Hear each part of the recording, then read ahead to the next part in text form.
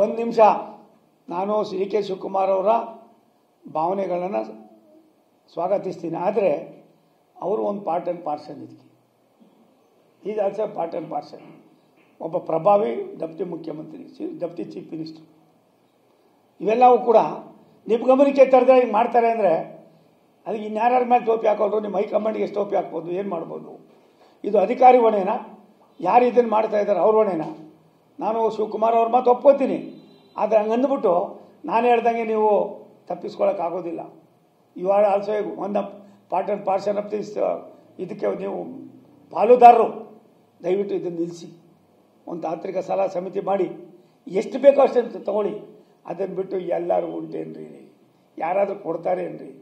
ಅಧಿಕಾರಿಗಳು ಕೊನೆಗೆ ಏನಾಯ್ತದೆ ಅಂದರೆ ಎಲ್ಲ ಮಾಡಿದ್ದೀವಿ ಅಂತ ಹೋಗಿ ಉಯ್ಯೋ ಮಡ್ರ ಆಯ್ತದೆ, ಹುಚ್ಚ ಸಂತೆ ಆಯ್ತದೆ.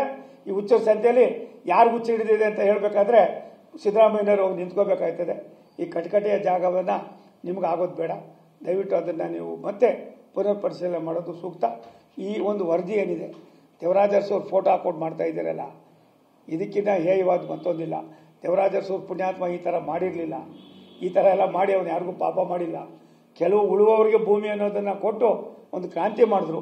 ಹಿಂದುಳಿದ ವರ್ಗದವರಿಗೆ ಒಂದು ಒಳ್ಳೆಯ ಸಂದೇಶ ಕೊಟ್ಟರು.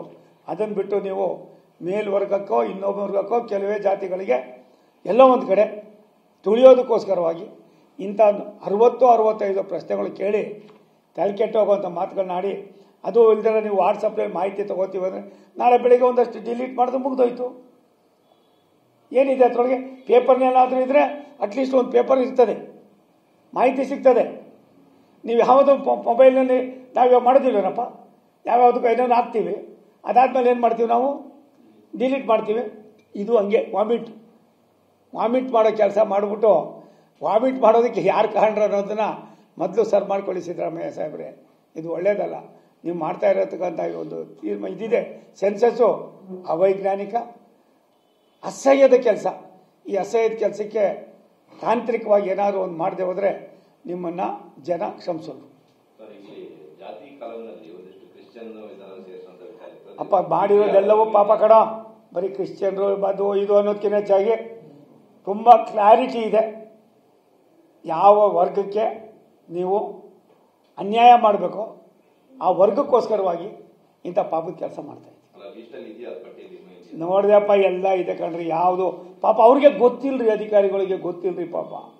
ಇಷ್ಟೊಂದು ಯಾರು ಅವನು ಯಾವ ಡೈರೆಕ್ಟ್ರು, ಅವನು ಯಾವನಿದು, ಯಾರ ಕತೆ ಇದು, ಯಾರಾದರೂ ಊಟ ಅವ್ರಿಗೆ ಕರೆದ್ಬಿಟ್ಟು ಕೇಳಿ, ಅವ್ರ ಮನೆಗೆ ಹೋಗ್ಬಿಟ್ಟು ಅವ್ರ ಹೆಂಡತಿ ಕೈಲಿ ಇವೆಲ್ಲ ಮಾಹಿತಿ ತೊಗೊಬರ್ಲಿ. ಇಲ್ಲ ಆತನ್ನೇ ಕೂರಿಸ್ಬಿಟ್ಟು ಈ ಪ್ರಶ್ನೆಗಳು ಕೇಳಿ ಆತನ ಕೊಡೋಕ್ಕಾಗ್ತಾ ಇದೆ ನೋಡಿ.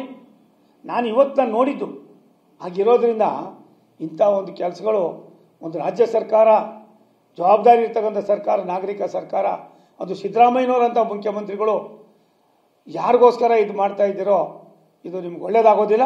ತಾಂತ್ರಿಕ ಏನಾದ್ರು ಮಾಡಿ ಇದನ್ನು ಸರಳೀಕರಣ ಮಾಡಿದ್ರೆ ಇದು ಆಗೋದು ಇಲ್ಲ.